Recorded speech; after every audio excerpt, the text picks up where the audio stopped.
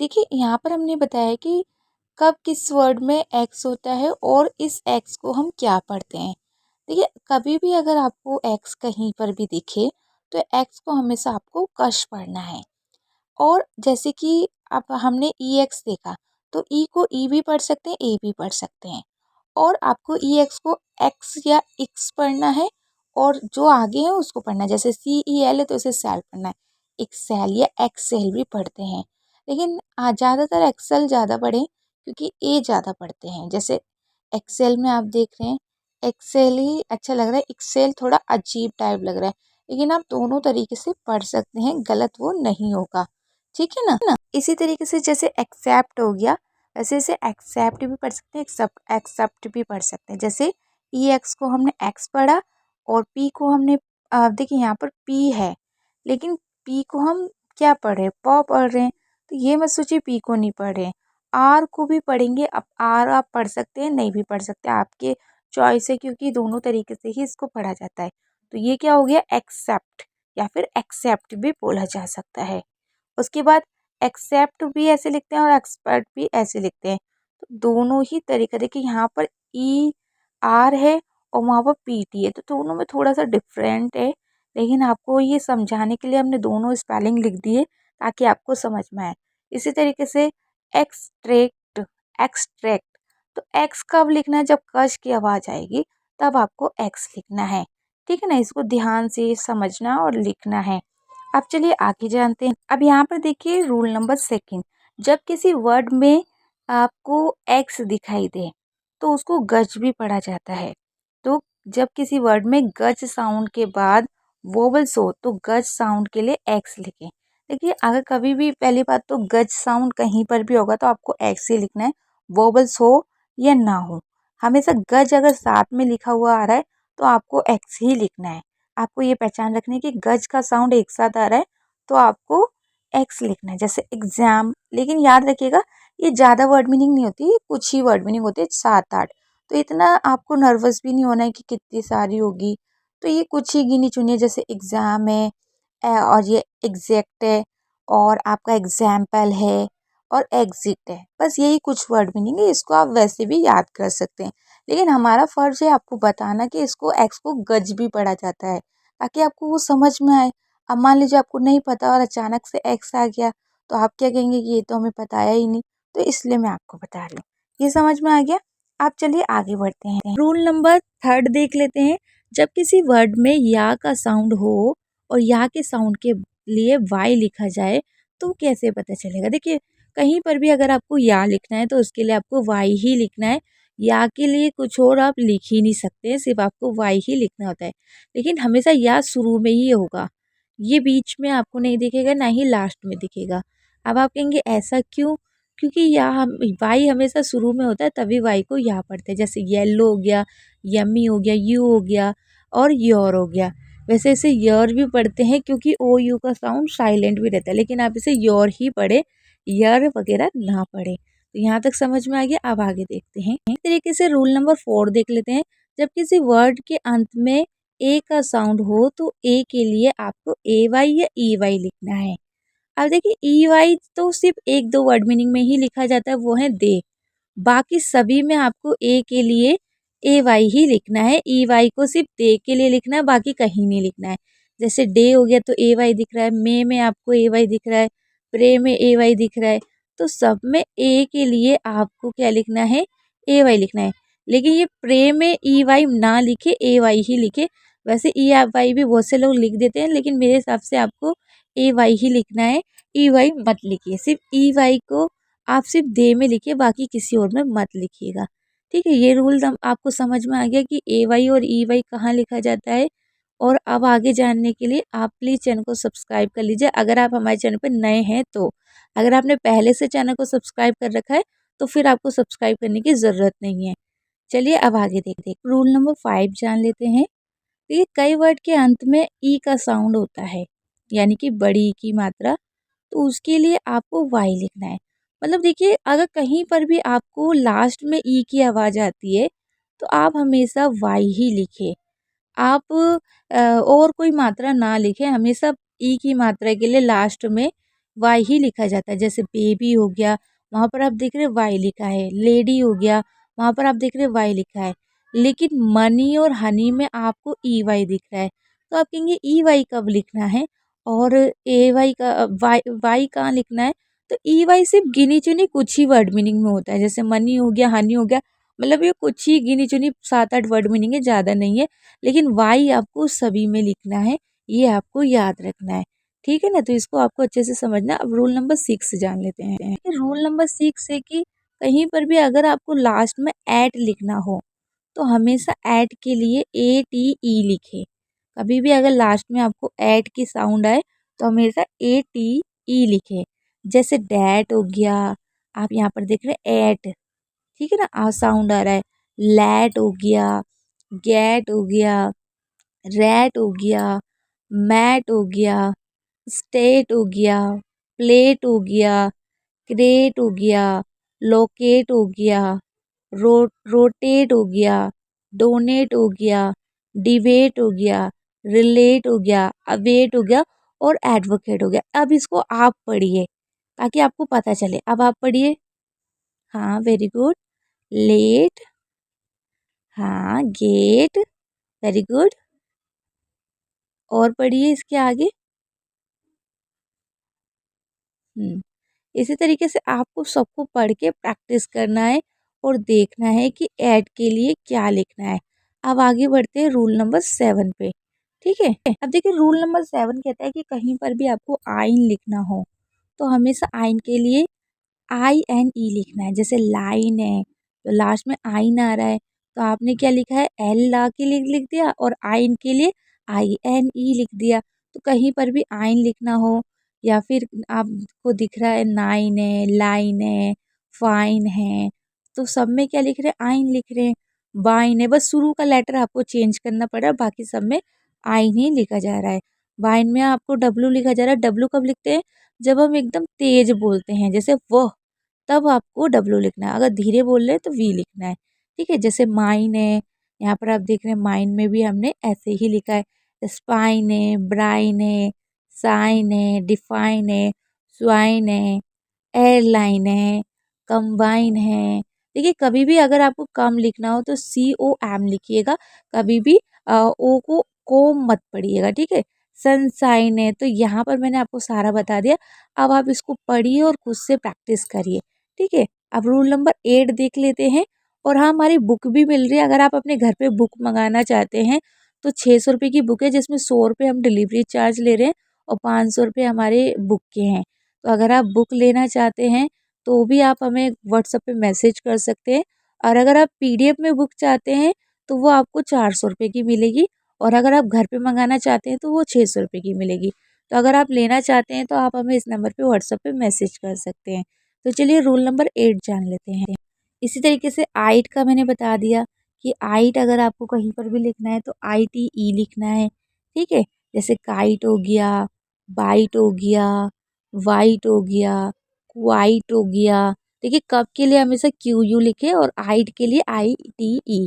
Right हो गया, हमेशा राइट में W साइलेंट रहता है, तो ये एक दो याद रखिएगा। उसके बाद वाइट हो गया, तो राइट और वाइट में W आपका आएगा, लेकिन और यहाँ पर H साइलेंट है और यहाँ पर W साइलेंट है, तो आपको ये ध्यान रखना है। उसके बाद जैसे आप देख रहे हैं वाइट, इनवाइट हो गया और आपका पोलाइट हो गया। ठीक है, जैसे इनवाइट हो गया, तो यहाँ पर आप देख रहे हैं आइट के लिए हम क्या लिख रहे हैं, ITE लिख रहे हैं। पोलाइट हो गया, तो पो के लिए PO और लाइट के लिए ITE। वेब साइड हो गया, वेब में ई भी लिखा जाएगा तो बैब होगा, गलती से ई रह गया है, उसको आप लिख लीजिए WEV। फिर साइड हो, फाइन नाइट हो गया। अब इसे फिन नाइट नहीं पढ़ेंगे, फाइन नाइट पढ़ेंगे, क्योंकि लास्ट में ई है, इसलिए हम इसे इस तरीके से पढ़ रहे हैं। अब जैसे रूल नंबर 9 जान लेते हैं। कभी भी अगर आपको लास्ट में आइट लिखना हो, और आइट में याद रखिएगा GH हमेशा साइलेंट रहता है, तो आइट के ज़्यादातर GH वाले आते हैं, जैसे लाइट, माइट, नाइट हो गया, फाइट हो गया, राइट हो गया, साइट हो गया, तो सब में IGST लिखना है। ब्राइट हो गया, फ्लाइट हो गया, यहाँ पर आप देख रहे हैं ब्राइट में भी हम कैसे लिख रहे हैं, फ्लाइट हो गया, हाइट में आप याद रखिएगा, हाइट के लिए IE भी लिखा जाता है, ठीक है। अगर H होगा तो आपको E भी लिखना होगा, तो ये याद रखना है। डिलाइट हो गया, डिलाइट में आप देख रहे हैं आइट आ रहा है। टू नाइट हो गया, टू के लिए TO लिखें, और एक टू होता है वो भी याद रखिएगा। मिड नाइट हो गया, तो ये समझ में आया। उसके बाद हम आगे जान लेते हैं रूल नंबर 10। तो ये आपको बिल्कुल अच्छे से समझ में आ गए होंगे, आई होप। लेकिन फिर भी कोई डाउट हो तो आप हमें कमेंट ज़रूर कीजिएगा, ताकि हम आपकी पूरी तरीके से मदद कर सकें और आपकी हर क्वेश्चन का आंसर दे सकें। आप कुछ भी पूछना चाहते हैं बुक के बारे में, कोचिंग के बारे में, या फिर कोई रूल्स के बारे में, तो आप हमें कमेंट कर सकते हैं। अब रूल नंबर 10 जान लेते हैं। कहीं पर भी अगर आपको आउंड लिखना है तो हमेशा आउंड के लिए OUND लिखना है। जैसे साउंड हो गया तो सा आउंड, तो आउंड लिख रहे हैं। राउंड हो गया, तो जहाँ पर भी आउंड की आवाज़ आएगी ऐसे लिखना है। बाउंड हो गया, फाउंड हो गया, अराउंड हो गया, गिराउंड हो गया, हाउंड हो गया, कंपाउंड हो गया। तो सब में आपको क्या करना, आउंड कहीं पर भी लिखना हो तो OU ही लिखना है। सिंपल ये याद रखना है, और इस तरीके से आप कोई भी स्पेलिंग को लिख सकते हैं, ठीक है ना। तो ये समझ में आया रूल नंबर 10। अब रूल नंबर 11 जान लेते हैं। आउंड का आप समझ गए होंगे, 11 जान लेते हैं, ठीक है। आउंड वाला तो अच्छे से आपको समझ में आ गया होगा। अब रूल नंबर 11 जान लेते हैं कि रूल नंबर 11 क्या है। देखिए, हम आपको A to Z सारे रूल्स इसमें सिखाने वाले हैं, तो पूरी वीडियो देखना बिल्कुल भी मत भूलिएगा। यदि किसी वर्ड में 2 या 3 कॉन्सोनेंट के बीच में AI हो, तो AI को A पढ़ेंगे। देखिए, मैं बताती हूँ आपका मतलब, इसका मतलब क्या है। 2 या 3 कॉन्सोनेंट, AI क्या होता है, हमेशा बीच में आता है। कभी भी अगर आप मान लीजिए आपको A की साउंड लंबी आ रही हो, तो हमेशा आपको A के लिए AI लिखना है। जैसे पेन, आप इसे पेन नहीं बोल सकते, पेन। अगर हल्के से खींच के आवाज़ आ रही है तो हमेशा AI आएगा। जैसे गैन, मैन, नेल, चैन। तो यहाँ पर क्या है, AI को हम ए ही पढ़ेंगे, लेकिन AI हमारा बीच में है। तो या तो ये 2 कॉन्सोनेंट के बीच में आएगा या 3 के कॉन्सोनेंट के। ये ज़्यादा बड़ी वर्ड मीनिंग के बीच में नहीं आता है, ये हमेशा याद रखना है। तो AI की पहचान क्या है कि ये हमेशा 2 या 3 लेटर के बीच में ही आएगा, कभी भी बड़ी स्पेलिंग में नहीं आएगा, ठीक है। तो ये समझ में आ गया। अब चलिए आगे जान लेते हैं रूल नंबर 12, ठीक है। यहाँ पर हम आगे जान लेते हैं। एक चीज और याद रखिएगा, अगर AI के साथ R भी है तो वो हमेशा एयर का साउंड होगा। किसका होगा, यदि किसी वर्ड में AI के बाद R हो तो हमेशा वो एयर साउंड कहलाएगा। जैसे हेयर हो गया, तो यहाँ पर आप देख रहे हैं हे अ र, तो यहाँ पर हम एयर का साउंड पढ़ रहे हैं। जैसे चेयर हो गया, यहाँ पर भी हम एयर का पढ़ रहे हैं, ठीक है। और अनफेयर में भी हम एयर पढ़ रहे हैं, एयर में भी हम एयर पढ़ रहे हैं। लेकिन ये जो रा होता है ना, हमेशा याद रखिएगा, ये आधा माना जाता है, लेकिन इसको पढ़ा ऐसे ही जाएगा। कभी भी इसको हम आधा रा नहीं दिखाएंगे। अगर आप लिख रहे हैं तो आपको पूरा लिख सकते हैं, कोई गलत नहीं है, लेकिन आपको सही से पढ़ना भी होगा। जैसे चेयर में आप देख रहे हैं चे अ र, कई बार रा को नहीं भी पढ़ते हैं। जैसे अमेरिकन होता है कि पढ़ा जाता है, ब्रिटिश में आर को साइलेंट रखते हैं, लेकिन अगर आप पढ़ते हैं तो ऐसे पढ़ सकते हैं एयर साउंड, ठीक है। तो ये आपको हर एक चीज़ पता होना चाहिए, कैसे मैंने बताया है। तो ये आपको कंफर्म हो गया कि एयर के लिए कैसे लिखना है। कहीं पर भी एयर आएगा तो AIR ही लिखना है, इसके अलावा कुछ और नहीं लिखना है। चाहे चेयर हो, अनफेयर लिखना हो, और एयर लिखना हो, या रिपेयर, सबका मीनिंग भी बता दें। चेयर यानी कि कुर्सी, एयर यानी कि हवा। अब हम जान लेते हैं रूल नंबर 13, यानी कि किसी वर्ड में अगर ओ का साउंड आए तो हमेशा AU लिखे। जैसे कोज, अब आप कहेंगे OA भी लिखते हैं, लेकिन ज़्यादातर AU लिखा जाता है, OA कम लिखा जाता है। तो कहीं पर भी अगर आपको ओ लिखना है तो आप AU या OA दोनों में से कोई सा भी लिख सकते हैं। जैसे कोज है, तो यहाँ पर हमने ओ के लिए क्या लिखा है, ओ के लिए हमने AU लिखा है। तो दोनों चॉइस होते हैं, आप कुछ भी लिखिए। सॉस हो गया, पॉज हो गया, लॉन्च हो गया, बॉट हो गया, तो सब में हमने इसी तरीके से इसको लिखा है, ठीक है। समझ में आ रहा है। अब चलिए आगे जान लेते हैं। जैसे रूल नंबर 14, यदि आप देखिए, अगर कभी भी आपको लास्ट में ओ लिखना हो वो जो था ए यू वो बीच में था, लेकिन अगर लास्ट में ओ लिखना हो तो हमेशा ए डब्ल्यू लिखे। लास्ट में कभी भी ओ यू या ए यू मत लिखिएगा। तो अगर लास्ट में ओ लिखना है तो ए डब्ल्यू लिखिएगा। जैसे सो हो गया, लो हो गया, क्लो हो गया, और आपका ब्रोल हो गया, ड्रो हो गया। तो सब में क्या है, ओ के लिए हमने लास्ट में ए डब्ल्यू लिखा है। लो यानी कि कानून, क्लो यानी कि पंजाब, बोल यानी कि झगड़ा या झगड़ाना, ब्रोल, और ड्रो यानी कि खींचना या चित्र बनाना या नाखून मारना। ये देखिए हर मीनिंग की अलग अलग मीनिंग होती है, हर वर्ड मीनिंग की। तो कुछ ऐसी होती है, एक होती है, कुछ दो होती है, कुछ तीन भी होती है। तो हमने आपको सारी अच्छे से बता दी है।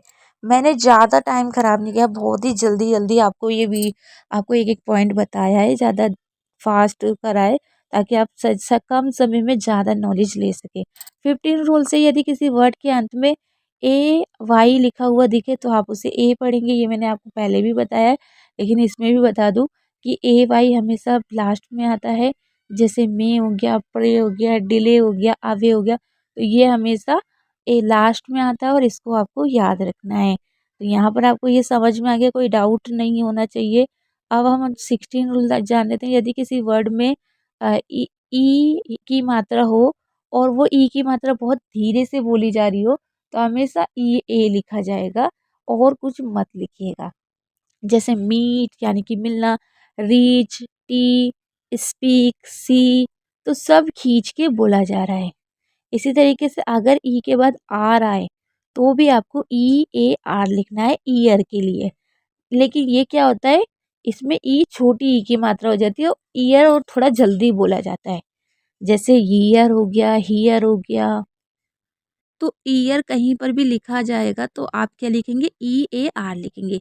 ईयर का मतलब सुनना, ईयर, नियर, क्लियर, क्लियरी, नियर यानी कि साल, और सॉरी ईयर यानी कि साल, नियर यानी कि पास, क्लियर यानी कि स्पष्ट। इसी तरीके से कुछ वर्ड में ई ए के साथ आ भी साउंड के लिए, मतलब ई ए को हम आ भी पढ़ते हैं। अब वो कब पढ़ते हैं, वो गिनी चुनी कुछ वर्ड मीनिंग है। जैसे हेल्थ में हम ए पढ़ते हैं, वो एक दो वर्ड मीनिंग होते हैं जहाँ पर ए पढ़ा जाता है, या फिर ई ए के बाद डी होगा तो ए पढ़ेंगे। लेकिन आ कहाँ पढ़ेंगे, कुछ वर्ड मीनिंग है, जैसे अर्न हो गया, लर्न हो गया, सर्च हो गया, और आपका ए अर्थ हो गया, एक दो वर्ड मीनिंग और है, ये आप याद रखना है। लेकिन ए कहाँ पढ़ते हैं, ए कुछ ही वर्ड मीनिंग में पढ़ते हैं, ये आपको पता होना चाहिए। ई ए को सबसे ज़्यादा ई ही पढ़ा जाता है, ये आपको याद रखना है। और हमने कुछ वर्ड मीनिंग में ई ए को ए पढ़ते हैं, ये भी आपको बताया। और ई ए को आ भी कुछ वर्ड मीनिंग में पढ़ते हैं, ये भी हमने आपको समझाया। ये आपको क्लियर हो गया, कोई डाउट नहीं रहा इसमें, अच्छे से समझ में आ गया ई ए कब लिखा जाता है और इसके क्या रूल्स है। तो आपको ई की मात्रा के लिए ही ई ए को लिखना है, आ और ए के लिए नहीं लिखना है, क्योंकि वो एक दो वर्ड मीनिंग है, वो आप वैसे भी याद कर सकते हैं। उसको लिखने के लिए प्रैक्टिस करने की ज़रूरत नहीं है, वो आपको वैसे भी याद रहती है। कई बार क्या होता है, डबल ई भी लिखा जाता है। लेकिन डबल ई कब लिखते हैं, डबल ई जब लिखा जाता है जब आप ई को लंबा बोल रहे हो और रुक ना रहे हो। जैसे ई, और एक होता है ई, इस तरीके से, तो इस पे ध्यान देना है। और अगर ई के साथ भी आ रहा है, जैसे ईयर, डबल ई को हम कहते हैं बहुत लंबा साउंड, और ये को बोलते हैं थोड़ा लंबा।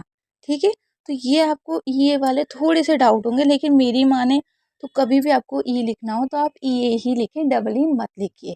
क्योंकि डबल ई बहुत ही कम वर्ड मीनिंग में लिखा जाता है, क्योंकि हम इतना लंबा बोलते नहीं हैं। लेकिन ई ए ज़्यादातर ही लिखा जाता है। तो ये डाउट अगर आपको हो रहा है कि क्या लिखें क्या ना लिखें, तो मेरे हिसाब से लिखिए, आपकी गलतियाँ बहुत कम होगी। जैसे जियर है, लियर है। अब हम बात कर लेते हैं ई आई की। ई आई हमेशा सी के बाद आता है, यानी कि अगर आपको कभी भी सी लिखना हो तो हमेशा सी के साथ आपको सी ई आई लिखना है। सिंपल इस तरीके से याद रखिए, कहीं पर भी अगर सी लिखना है तो सी ई आई लिखना है। इसमें कुछ भी कंफ्यूजन नहीं है, आप आसानी से लिख सकते हैं। जैसे हमेशा ई सिंगल भी आता है, जैसे डी हो गया, री हो गया, तो हमेशा अब जैसे आप देख रहे हैं कंसीव हो गया, तो इसको छोड़ के आपको री और को छोड़ देना, आपको सी देखना है। सी में क्या लिखा है, सी ई आई। इसी तरीके से ई आई को हम ए भी पढ़ते हैं, वो हमेशा जी एच से पहले पढ़ा जाता है। एक आध होगी जो जी एच नहीं होगा, नहीं तो सभी में अगर GH से पहले अगर आपको ए लिखना है तो हमेशा आपको EA ही लिखना होगा। अब आप कहेंगे हमें कैसे पता चलेगा GH आ रहा है? तो जब भी लास्ट में ऐट की साउंड आए तो हमेशा आपको GHT लिखना है, या फिर लास्ट में थोड़ा लंबा साउंड ए का आ रहा है तो भी आपको EIGH लिखना है। लेकिन मैं आपको ये राय नहीं दूंगी कि आप GH हर जगह लिखिए, क्योंकि ये गिनी चुनी कुछ ही वर्ड मीनिंग में होता है, ज़्यादा ये नहीं लिखा जाता है। तो आप इसको ज़्यादा ध्यान ना दें, बस हाँ पढ़ने में ध्यान ज़रूर दें। लिखने में थोड़ा थोड़ा आपको कन्फ्यूज़न होगा, वो धीरे धीरे समझ में आ जाएगा। तो जैसे वे हो गया, वेल हो गया, वैन हो गया, नेवर हो गया, तो इसको ध्यान से देखिए कैसे लिखा हुआ है, और इसको एक बार पढ़ लेंगे तो आपके डाउट भी क्लियर हो जाएंगे। अब रूल नंबर 18 जान लेते हैं। यदि किसी वर्ड में EU या EW हो तो एक साथ हो तो हम इसे यू पढ़ते हैं। मतलब अगर EU साथ में दिखे तो आप इसे यू पढ़िए, और अगर EW साथ में दिखे तो आप इसे यू पढ़े। देखिए अगर कभी भी लास्ट में आपको यू लिखना हो या शुरू में यू लिखना हो तो यू के लिए हम दो तरीके से लिखते हैं, या तो EU लिखते हैं या EW लिखते हैं। EW कम लिखा जाता है ऐसा नहीं बोलूँगी, अब दोनों में से कोई सा भी लिखा जा सकता है, लेकिन ये कुछ ही वर्ड मीनिंग होती है EU और EW वाली, तो दोनों ही कम हैं, तो दोनों को ही ध्यान रखिए। अब यदि किसी वर्ड में CH, SH, R या L के बाद अगर EW हो तो वहाँ पर आपको U के लिए EU नहीं लिखना है, वहाँ पर आपको EW नहीं लिखना है, EU लिखना है। तो ये भी आपको एक आसान तरीका पता चल सकता है, क्योंकि वहाँ पर EW को U पढ़ते हैं, तो वहाँ पर U पढ़ रहे हैं तो U तो लिख नहीं सकते। तो ये भी आपका एक तरीका है कि जहाँ पर EU को U पढ़ रहे हैं, EW को U पढ़ रहे हैं, वहाँ पर आपको EU को ना लिखकर EU को लिखना है, EW को ना लिखकर। मैं खुद कंफ्यूज हो गई हूँ, बार बार एक ही चीज़ समझाए। अब अगर कभी भी लास्ट में आपको E लिखना है तो मैंने बताया आपको EA लिखना है, नहीं, लास्ट में कभी भी EA नहीं लिखना है, लास्ट में हमेशा EY लिखिए।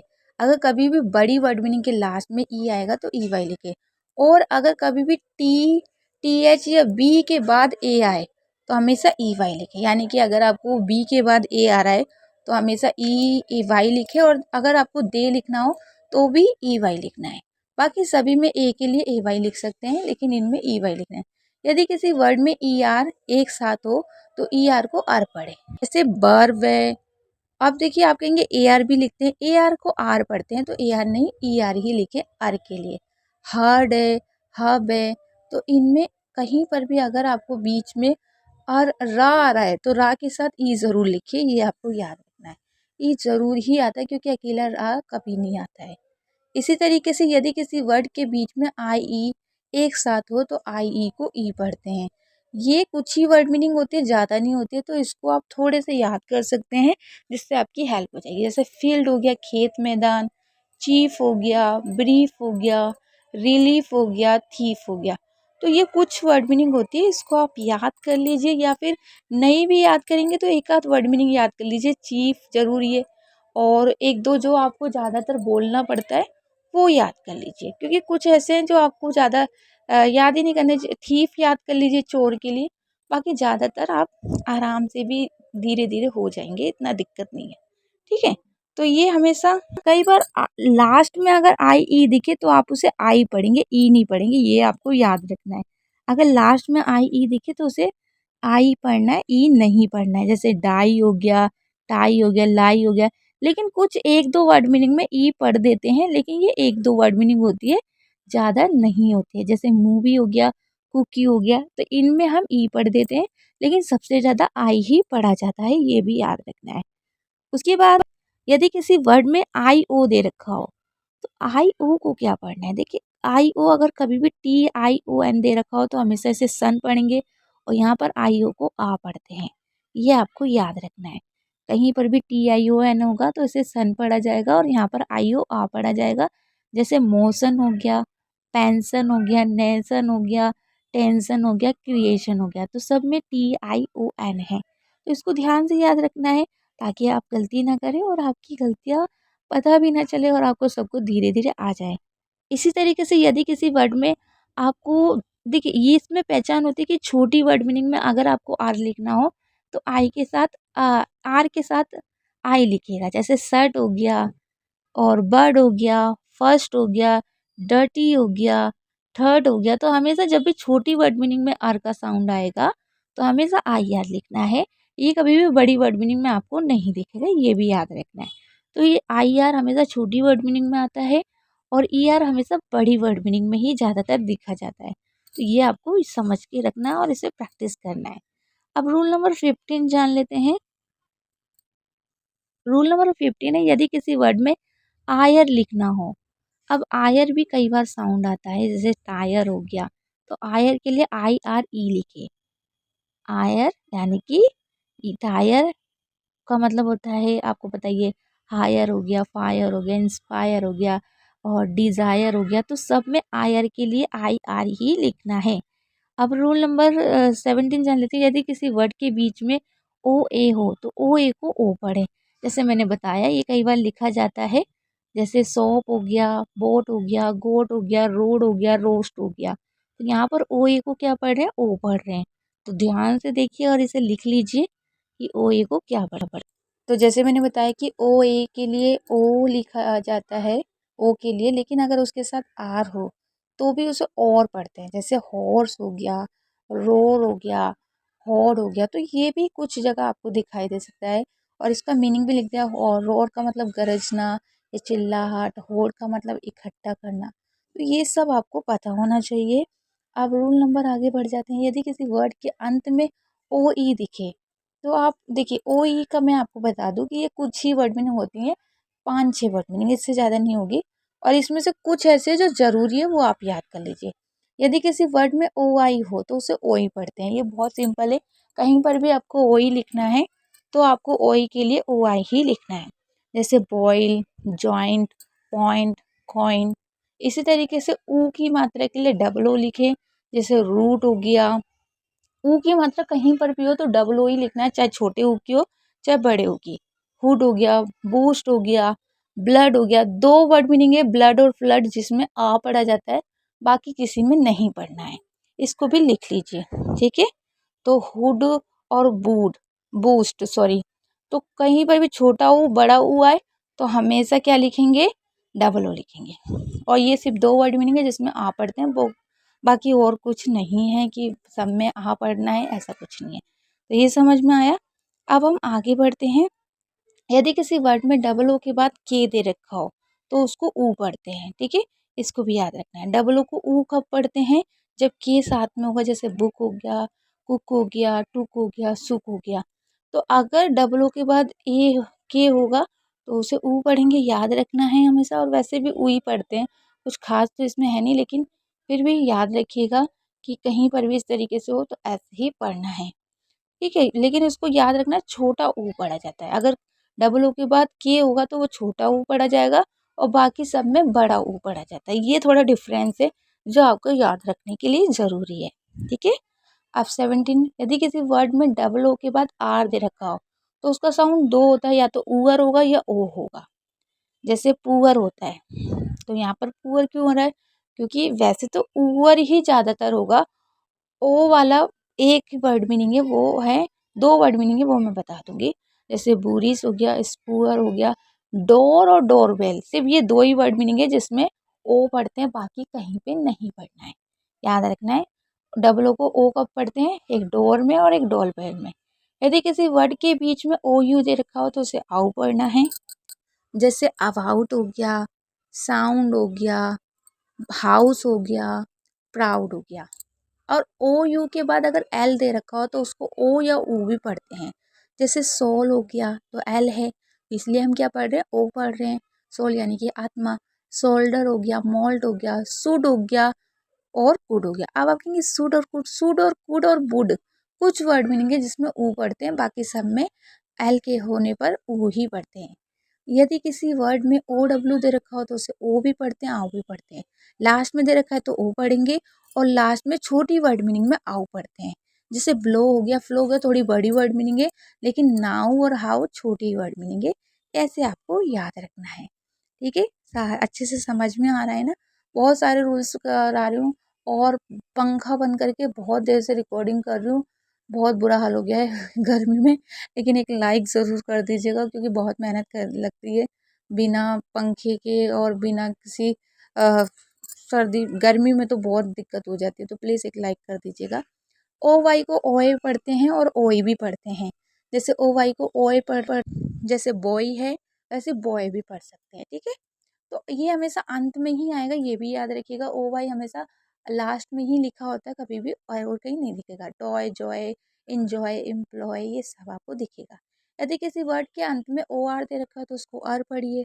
जैसे एक्टर है, एक्टर यानी कि अभिनेता, और डॉक्टर है, फैक्टर है, तो सब में क्या है, ओ आर दे रखा है लास्ट में, तो आप क्या पढ़ेंगे, आर पढ़ेंगे। सिंपल, कुछ भी नहीं है, बस आपको थोड़ा थोड़ा प्रैक्टिस करना है। और अगर आप हमारे पास अलग से पढ़ना चाहते हैं, जूम ऐप पे अलग से स्पेशल क्लास लेना चाहते हैं, तो हम स्पेशल क्लास भी कराते हैं। आपको बिल्कुल ज़ीरो से सीखना है, कुछ भी नहीं आता है, हिंदी भी नहीं आती है, तो भी हम आपको बिल्कुल ज़ीरो से हिंदी पढ़ना लिखना और इंग्लिश भी पढ़ना लिखना सिखा सकते हैं, अगर आप चाहें तो। यदि किसी वर्ड में यू ई है, तो यू ई को ऊ और यू दो तरीके से पढ़ा जाता है। देखिए, यू ई को सबसे ज़्यादा तो ऊ पढ़ते हैं, जैसे ट्रू हो गया, ब्लू हो गया, क्लू हो गया। लेकिन कुछ में यू भी पढ़ते हैं, जैसे आर्ग्यू, वैल्यू हो गया, तो यहाँ क्या पढ़ रहे हैं, यू पढ़ रहे हैं। लेकिन यू ई बहुत कम आता है यू के लिए, ऊ के लिए ज़्यादा दिख जाएगा, लेकिन यू के लिए बहुत ही कम आपको मिलेगा, ज़्यादा नहीं मिलेगा। यू आई को ई भी पढ़ते हैं, आई भी।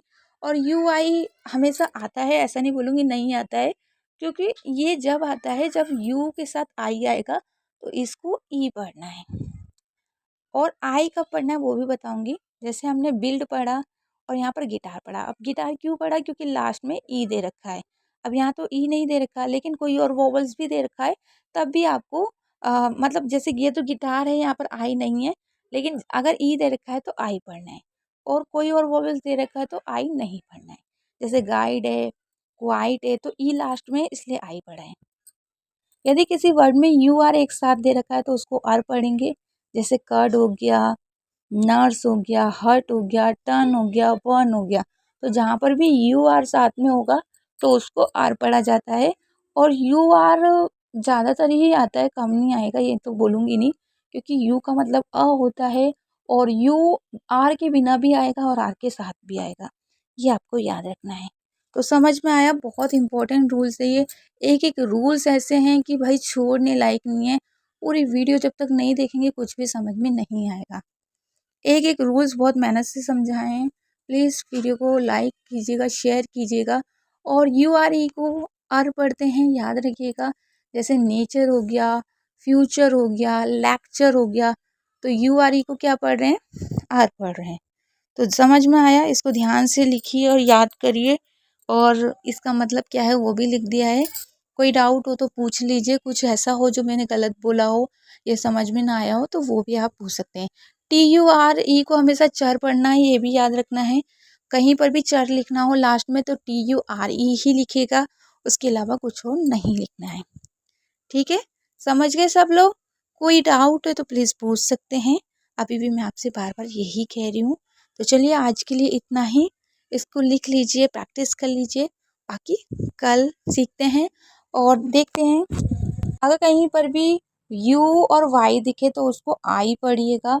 जैसे वाई हो गया, बायर हो गया, गाय हो गया, तो वाई का मतलब खरीदना, और वायर यानी कि खरीदार, गाय यानी कि लड़का।